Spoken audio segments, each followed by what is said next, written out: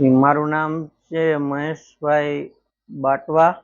હું એક અતિથિ દેવો ભવ નામની સેવાકીય પ્રવૃત્તિ કરું છું અને જે પ્રવૃત્તિ આજે 2 વર્ષ આ કાર્યને પૂર્ણ થઈ ચૂક્યા છે અને ત્રીજું વર્ષ બેસી ગયું છે.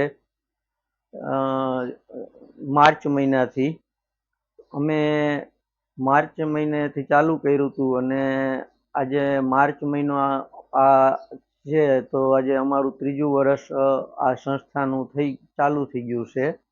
અને આ સંસ્થા છેલ્લા 2 વર્ષથી વિનામૂલ્યે તમામ વ્યવસ્થા કરી આપતી, નાવા ધોવાની, સુવાની, પછી જરૂરિયાતમંદ વ્યક્તિઓને જમવાની, આવી બધી વ્યવસ્થા કરી આપતી. ત્યાર પછી હવે આ સંસ્થાએ 2024માં એવું એક લોકોના અભિપ્રાય મુજબ નિર્ણય કર્યો છે કે દર્દીઓના રિલેટિવને સુવાના મેન્યુઅલ ચાર્જ એટલે કે 24 કલાકના માત્ર 100 રૂપિયા લેખે એમની પાસેથી ચાર્જ લેવાનો. અને એ ચાર્જ એટલા માટે લઈએ કે જેનાથી અમે અમારી સંસ્થાની અંદર બધી ચીજ વસ્તુની જે જરૂરિયાત છે તે અમે વસાવી શકીએ. અમારે કોઈને નડતર રૂપ ન થવું પડે, કોઈને શરમાવવા ન પડે કે ભાઈ અમને દાન પેટે તમે લોકો એટલું આપો, આ કરી દો. તો આ સંસ્થામાંથી જે પૈસા થાય તે પૈસાનું અમે લોકો આમાં ને આમાં ચીજ વસ્તુ વસાવી શકીએ. હાલ કે આ રૂમ પતરાવાળા છે તો અમે લોકો આની અંદર નેક્સ્ટ ટાઈમ થર્મોકોલ જેવી ચીજ વસ્તુ નાખી અને લોકોને ગરમી ન થાય એવા પ્રયત્ન કરીએ છીએ. અને અમારા પ્રયત્ન સતત એવા જ છે કે આવેલ અતિથિઓને સંતોષકારક સુવિધા મળે, વ્યવસ્થા મળે, તે પ્રયત્નથી આ સંસ્થા કામ કરી રહી છે. ભવિષ્યના પ્લાન પણ સારા એવા બનાવી રહી છે.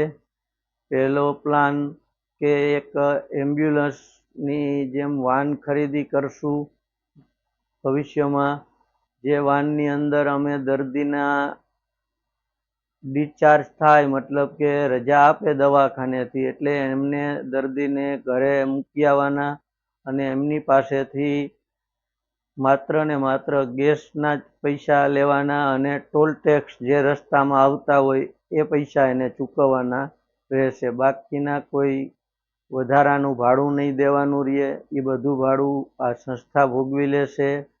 પછી બીજો પ્લાન એવો છે કે ભવિષ્યમાં અમે ઝાંઝેડા ચોકડી ઉપર એક અમારું અતિથિ દેવો ભવ નામનું જમવાનું ભોજનાલય બનાવવાની તૈયારીમાં છે કે જેથી કરીને દર્દીઓના રિલેટિવને અને દર્દીને ડૉક્ટર કહે એ મુજબનું જમવાનું મળે અને સસ્તા વ્યાજબી ભાવે મળે, એકદમ રિઝનેબલ ભાવથી અને બધું જ વ્યવસ્થા અને સારી રીતે જમવાનું મળે. આ પણ અમારે એવું કામગીરી ધીમે ધીમે ચાલુ છે અને ભગવાન દ્વારકાધીશની દયાથી સફળતા પણ મળી જશે. અને બીજું કે અમે કોઈ પાસે દાન પેટે લાંબો હાથ કરવા નથી માગતા. જે કંઈ અમને આમાંથી ભેટ દાન આવે છે મતલબ જે સંસ્થામાં 100 રૂપિયા લેખે જે અમને ચાર્જ આવે છે તેમાંથી અમે આ બધું ધીમે ધીમે વસાવીએ છીએ.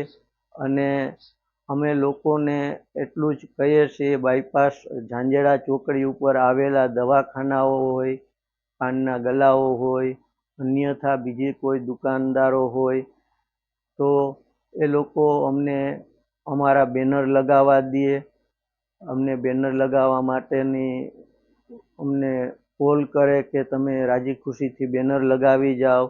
કારણ કે અમે 500 700 રૂપિયાના ક્યારેક 1000 રૂપિયાના બેનરો છપાવીને લગાવી આવીએ છીએ તો પાછળથી બેનરો ઉખેડી નાખે છે. એટલે હવે અમે લોકો બેનર લગાવતા પણ અચકાઈએ છીએ, કારણ કે બેનરની કિંમત અમને જ ખબર હોય છે, કારણ કે અમે બનાવતા હોઈએ બેનરો એટલે. અને પાછળથી લોકો ફાડી નાખે તો અમે એને કંઈ કહી ન શકીએ. તો અમારી એટલી રિક્વેસ્ટ છે કે અમને બેનર લગાવવા દ્યો, જેથી કરીને દર્દીઓ તેમજ તેના સગા સંબંધીઓને આ વ્યવસ્થાનો લાભ મળે. અને હા, આથી જો કોઈ સસ્તું તમને ક્યાંય વ્યવસ્થા મળતી હોય, આટલી સુવિધા, તો તમે તમારે આ સંસ્થાને કયો તો બંધ પણ કરવા અમે લોકો તૈયાર છીએ.